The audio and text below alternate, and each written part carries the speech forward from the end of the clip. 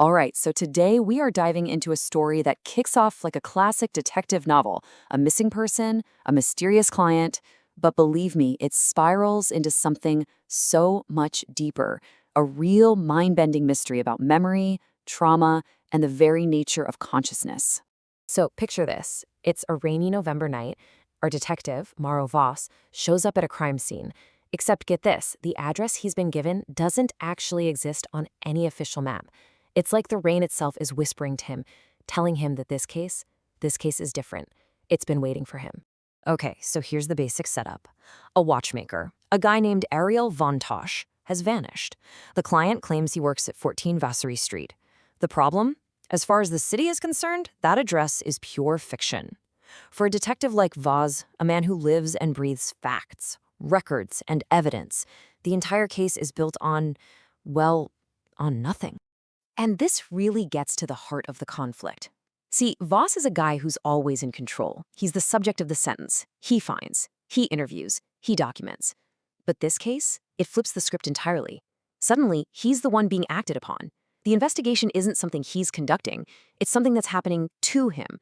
So let's just lay out the case file. You've got the missing watchmaker, Ariel Vantoch, you've got the phantom address, you have the client, Renata, and then you have this single piece of evidence she brings him, this old, antique pocket watch. It belonged to her grandfather, a man who, we learn, went through some truly horrific things. So Voss, being a good detective, eventually finds this non-existent workshop. And the second he steps inside, the normal rules of an investigation just start to dissolve. The clocks ticking on the walls don't seem to be measuring the same time. It feels more like he stepped into a place where 1,000 different moments are all happening at once. And on Vantoch's workbench, Voss finds this note. The watch remembers more than its owner. This is the moment you realize we're not just talking about a broken timepiece here. The note hints that this watch isn't just an object, it's a container.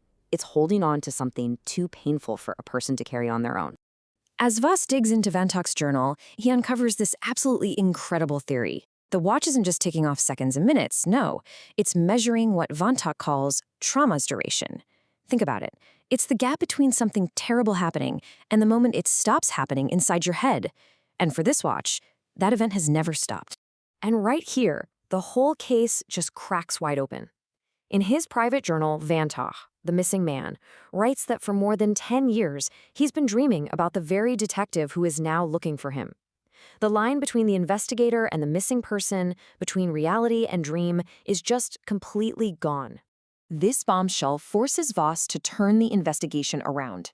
He's no longer just investigating Vantoch, he has to start investigating himself. Because as he looks into the history of this strange building, he uncovers a black hole in his own memory, a chunk of his life that's just missing. And this is the moment it all clicks together. In the city archives, he finds a logbook. It shows that the files for this non-existent building were accessed 11 years ago. By him, M. Voss. That's the exact same number of years Vantoch has been dreaming about him. The crazy part? Voss has zero recollection of ever doing it. You see the impossible contradiction here? His official police file says he was out on medical leave for 3 weeks, but his own meticulous work journal from that time shows him working on cases, nonstop. And his actual memory? It's a complete void, a blank space. He describes it as a circular mark in the dust, just like a mark he found on the floor of the watchmaker's workshop. So at this point, you realize the only way any of this evidence starts to add up is if you throw out the normal rulebook. The story is suggesting that Voss and Vantoch aren't just two separate people caught up in a case. They're two parts of a single, strange process, connected by a trauma that happened long ago. And the true nature of 14 Vassary Street is finally revealed. It's not a workshop, it's not an apartment.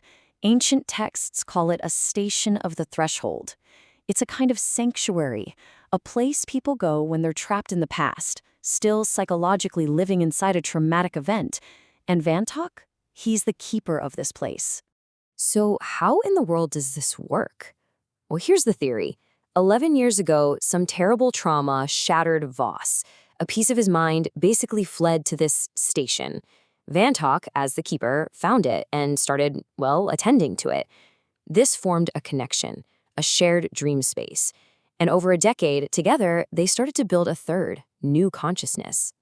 And the goal wasn't just a dream. As Vantoch wrote, the goal was to create this third thing.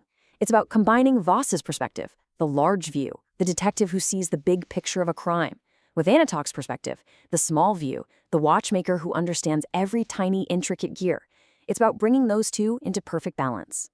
This all leads to a resolution that completely flips the detective genre on its head. There's no bad guy to arrest here. There's no crime to solve, not in the traditional sense. The case doesn't end with an action. It ends with an act of pure, total reception, an act of witness. The whole solution to this impossible puzzle comes down to this one idea. The watch and the trauma it carries doesn't need to be fixed. It doesn't need to be forgotten or erased. All it needs is for someone to be fully present with its story, to hear what it has recorded without trying to change it. It just needs a witness. And in the final, powerful scene, that's exactly what happens. The client, Renata, comes back. She holds her grandfather's watch, this vessel of pain, and she simply says, "I hear it. I'm here. I received it." She doesn't try to understand it or fix it. She just receives its 70-year-old story. She becomes the witness. And the story leaves us with this incredible thought.